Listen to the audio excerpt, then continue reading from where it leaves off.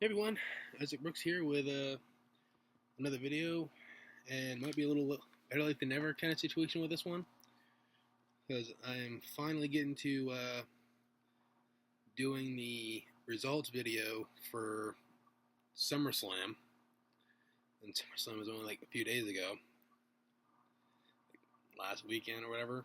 But anyway, that's beside the point. Finally got the chance to do it. Life's just been kind of hectic recently between a lot of personal stuff and having a surgery the other day. But anyway, let's get into what happened at SummerSlam, shall we? The show started off with a live performance by Jelly Roll, of which he had like at least two. And Triple H came out in between performances. Miz was the host, which makes a lot of sense considering they were in Cleveland. Although Miz might be acting a little more Hollywood these days.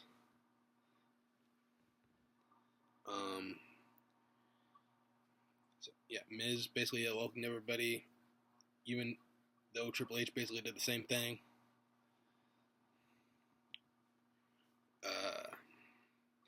Then it was the first match of the night. Rhea Ripley going against Liv Morgan for the Women's World Championship, I believe it was.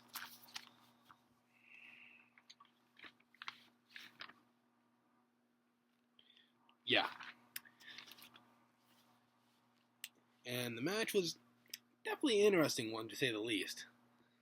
Especially since Liv spent most of it taunting Liv spent most of it taunting Rhea and trying to get in Dom's head. Which we all find out later was to be a ruse. Which I had a sinking feeling was going to be the case.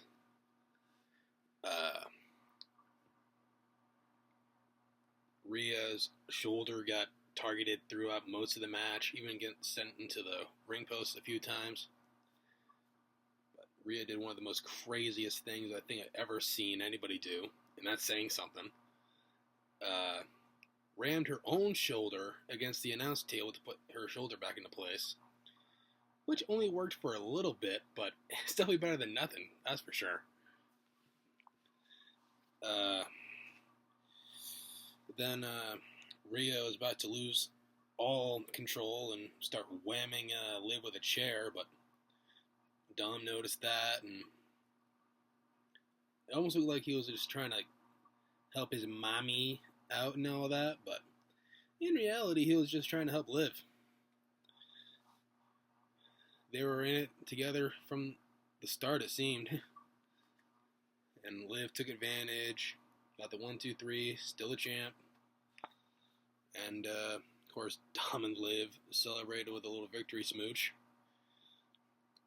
To much of the dismay of both Michael Cole and Pat McAfee. I think even Corey Graves was a little bit disgusted, but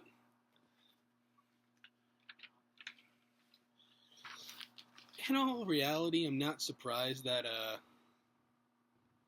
Corey Graves would be into something like that. But not going to go any more into that. Then, of course, the Judgment Day as a whole was absolutely pissed. Or so it seemed for most of them. Damian Priest was definitely ticked off.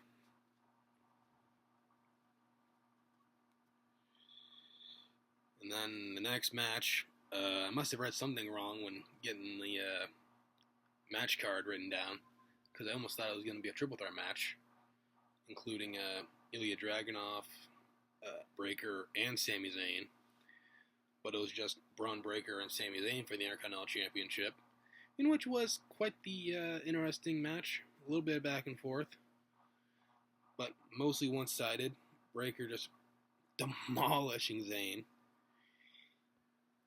Almost thought Sami would pull out the underdog kind of victory there, but in the end, it was the dog and Braun Breaker that ended up putting Sammy down, for the time being anyway,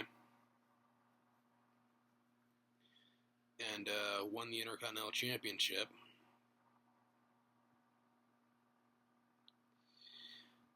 And then another championship match followed, and that was the United States Championship match with L.A. Knight against Logan Paul, in which Logan Paul came out first and had Machine Gun Kelly, of all people, as one of his guests. And Machine Gun Kelly played a factor, in which I'll get into a little bit. And then LA Knight made his entrance, driving Logan Paul's Prime truck still. And then after he got out of that, he absolutely demolished the thing.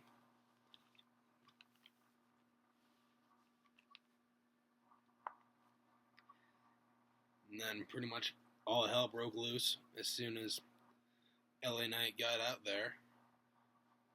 So fight before the bell even rung. Prime bottles being flung around.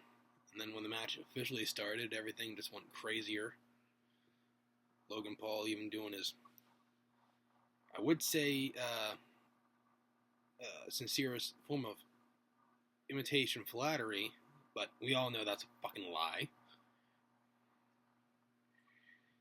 He was doing the little, that, mocking Hulk Hogan, doing his little Logan Paul shtick. I mean, come on.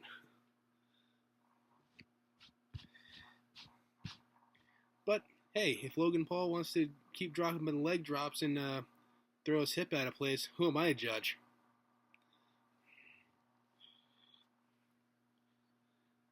Then LA Knight used a version of the side effect, a little bit of a nod to Matt Hardy, who might be coming back along with Jeff, which that would be pretty cool. And then followed up with an elbow drop. Logan Paul got the brass knucks from Machine Gun, who had him around his neck like some kind of necklace kind of deal. He was able to use him a little bit, but LA Knight just started beating everybody's up. He beating everybody's ass.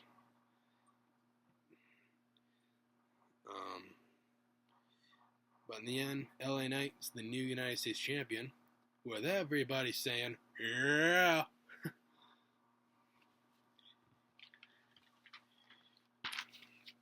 Aside from maybe Logan Paul and his buddies.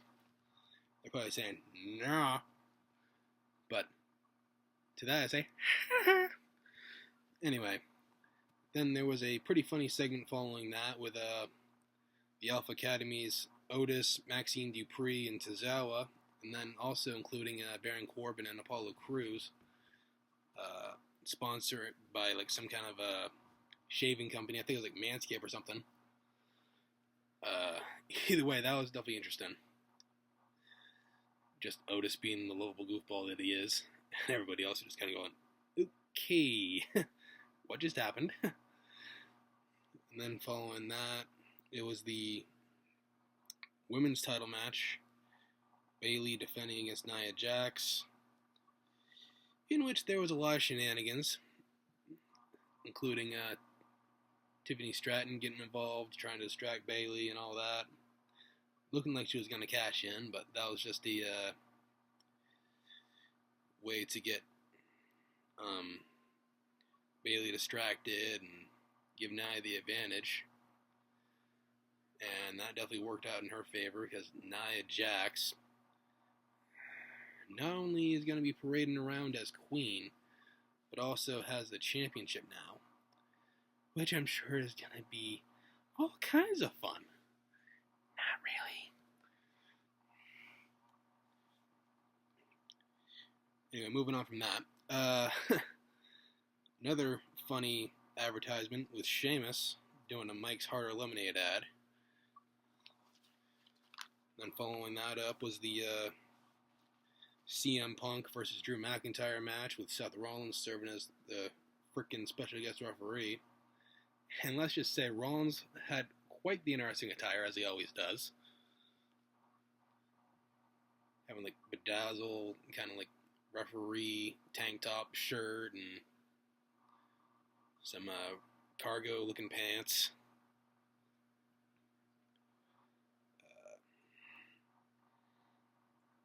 And a lot of chaos and carnage ensued. And as Punk would say, it's clobbering time.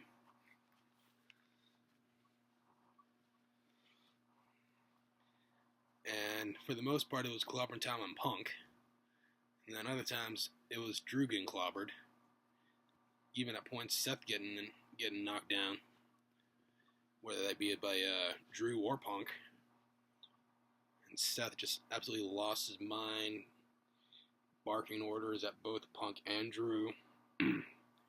Even at a point where Punk had enough with that and hit Seth with a go to sleep. And of course, all the while, Punk's little friendship family bracelet with AJ and Larry's name on it got utilized more than once.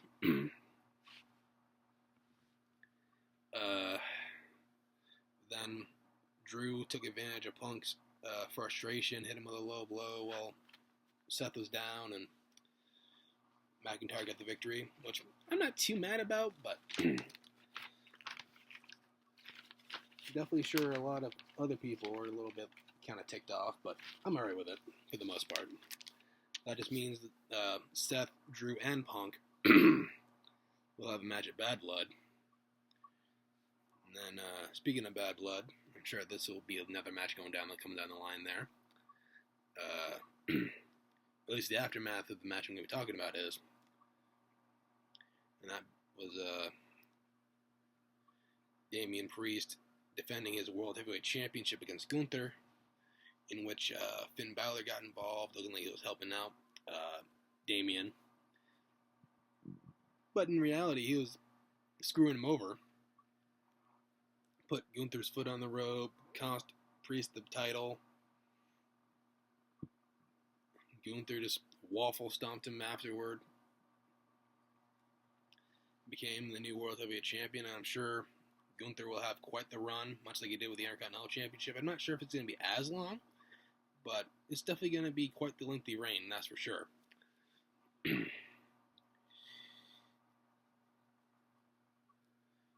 But it seems like Gunther is getting a lot of controversial victories as of late on pay-per-view, or premium live event, whatever you want to call them now.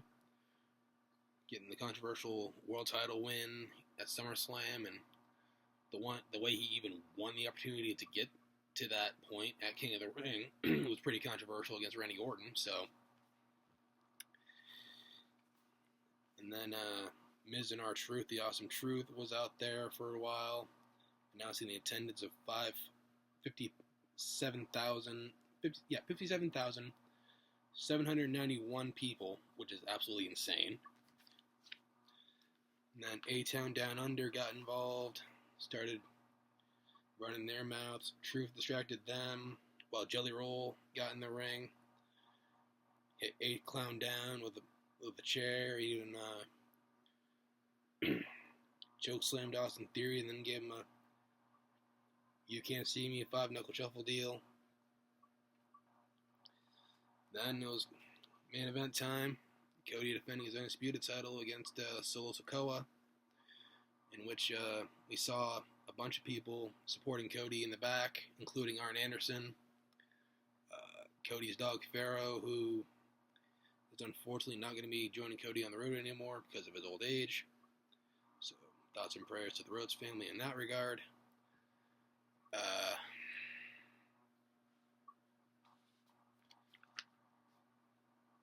Anderson gave Cody a lot of advice and told him not to worry. A lot of his help would be there as soon as they can be, which is definitely pretty handy because the Bloodline definitely got involved. I mean, it was Bloodline rules after all. Kevin Owens helped out. Cody, Randy Orton helped out even, sending whatever Bloodline members were out there at the time packing. Jacob Fatu got involved. which led to a pretty close near fall for Solo. And as soon as Solo was looking like he was going to take advantage again, a very familiar tune hit, and the return of the original Tribal Chief, Roman Reigns, occurred at Summer Slam.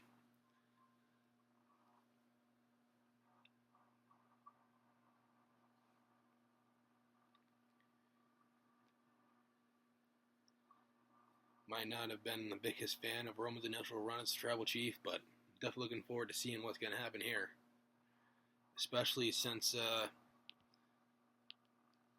with it being Friday tonight, on SmackDown, having Roman confirmed to be on the show. Be interesting to see what he has to say about all of it.